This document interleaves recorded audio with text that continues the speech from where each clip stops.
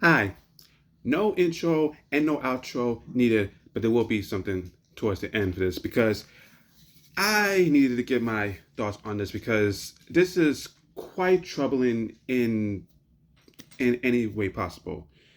So if you guys do not know, by the way, hi, Al Johnson from the Al Johnson Show. If you guys don't know, last night it was revealed that Paramount is going to buy Warner Brothers after Netflix backed out and said that Paramount had a better deal than what we could have offered, and we're not going to do our best to try to one up them because why bother? So we're going to back out, and this is troubling. Sorry, saw something dusty on my phone. Let me get that out. Let me get that. Sorry. Yep, got that. Sorry about that.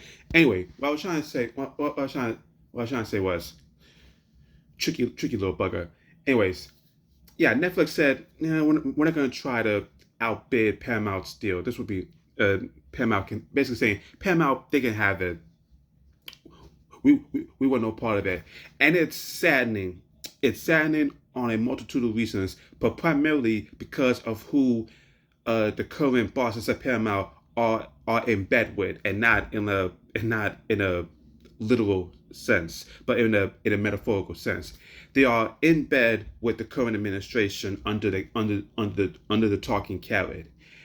And if there's anything about the talking carrot is he will do his best to snuff out things that doesn't vibe with him or doesn't fall in line with what he thinks is right and American. And what that means is he don't want in the world of movie stuff, he don't want stories that have non-white, non-white, non-straight, and overall non-diverse stories. He wants it to be traditional, if you know what I mean. And I just fear that with Paramount buying Warner Brothers, more stuff like what the president wants is going to happen. Mind you, the president mandated to Paramount do Rush Hour 4, and Paramount's like, sure, we'll do it. They're bringing back Jackie Chan, they're bringing back Chris Tucker, they're even bringing back Brett Ratner, who recently directed the documentary about the First Lady, which bombed at the box office, which they're not telling you. And that in itself had me have mixed emotions because of course I want to see Rush Hour 4, but here's the thing, I want Rush Hour 4 to happen because fans like me want it, because Jackie wants it, because Chris Tucker wants it, because a better director, not Brett Ratner, would have done service to these characters, and that the studio looks at it and says, we have a great story we could tell with this, maybe a final story with Lee and Carter. That's why I wish our 4 needs to happen, not because the president says so. It's just when the president cares about what movie is going to get made, this one does because the people running Paramount are in his pockets. And you look at like the movies that Warner Bros. Has made that politically talk about things about abuse of power, about how people are in higher positions of power, and you look at movies like Sinners, which has a mainly all-black cast that is currently the most nominated Oscar film in history, that will probably win some of the Oscars, if not most, maybe most. I guarantee you, movies like One Battle After Another, even movies like Sinners, or even movies like James Gunn's Superman, and how much James Gunn is politically, I guarantee you those movies, even if they say, oh no, those things are still going to happen, it'll be done, but the studio is going to be in there forcing Warner Brothers' hands to be like, hey, maybe take out this because I don't think that's going to align well with our views, or yeah, take this out because that'll be bad optics for us. And listen, I'm not saying Netflix would have been better, but Netflix would have been better. I mean, yes, I understand. Oh, Netflix, the Netflix exclusive movies are mainly bad. They don't do theatrical. If they do, it's just only for 2 weeks, just to say they put something theatrical, even though they don't really mean it. Yeah, they be spending stupid money on things that mainly 9 times out of 10, excuse me, 8 times out of 10 don't work, because for every Stranger Things, there's been other shows that did not work. Say what you will about the final season. For every Martin Scorsese's The Irishman. There's about 10 other Netflix movies that do not work. But even then, Netflix was able to at least maybe accommodate to Warner Brothers. Say, oh, we'll make Warner Brothers do 45-day theatrical windows. Yeah, we'll let Warner Brothers still make the movies they make because that's their studio. Yeah, we bought the studio, but they're going to do their own thing. We're just going to take a step back and focus on us and maybe converse about what can and cannot be done on Warner Brothers. But with Paramount, the fact that, and again, I have to reiterate this with Paramount. This is the same Paramount that indefinitely shelved a live-action Teenage Mutant Ninja Turtles R-rated movie based on The Last Ronin, where Michelangelo is the final turtle remaining because his brothers are dead. That movie would have done gangbusters for Ninja Turtles, but instead Paramount is gonna go back and make it more family friendly because Sonic worked. Sonic was an anomaly. Sonic was not supposed to work. Y'all remember how Sonic originally looked for that first movie? It was gonna bomb based on that until we told Paramount to fix it. Paramount's like, okay, yeah, we'll fix it.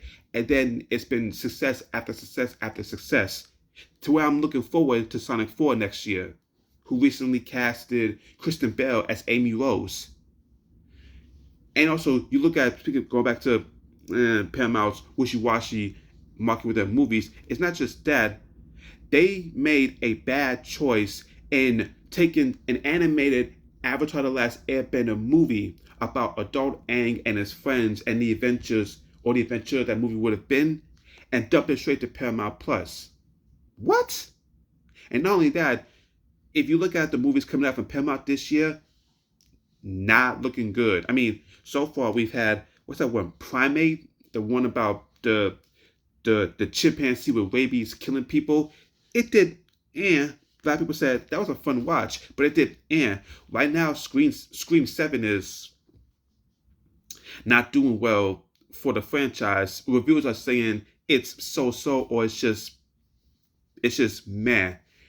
Basically the only movie from Paramount that has me really, really curious, other than Scream 7, excluding the behind the scenes stuff, is Street Fighter. And I don't know if Street Fighter is going to be good. I'm hoping it's good, but that's about it. And also, yeah, Sonic 4, but that's Sonic. Sonic is an anomaly, like I said.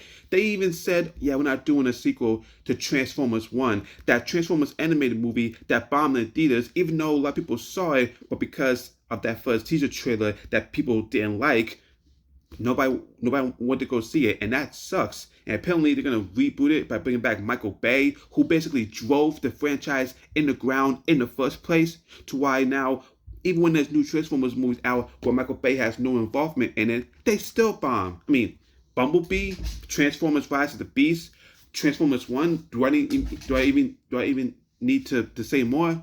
Look, listen, I don't care how you guys feel politically about the current regime at Paramount or whatnot.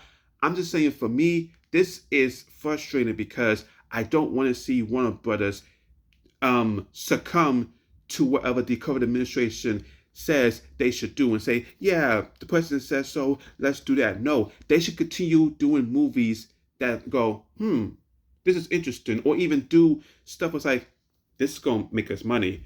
I'm worried about the Harry Potter show. I'm worried about the DCU and the James Gunn. I'm worried about the future for Game of Thrones. If we even get more Game of Thrones stories, I'm concerned about the animation department. I'm concerned about a lot of things with Warner Brothers. So from my personal opinion, Warner Brothers, again, maybe something could change. Maybe Paramount like, listen, even though we're aligned with Warner Brothers can still do as they please. That's their division. We'll come in and maybe tinker things here and there, but let them do this. Unless that change, or unless Netflix is like, yeah, we're backing out, we don't want to do it, and then come in like an RKO out of nowhere and come up with a bigger, badder deal. Right now, my feet are firmly on the ground of, this is not good. This is entirely not good.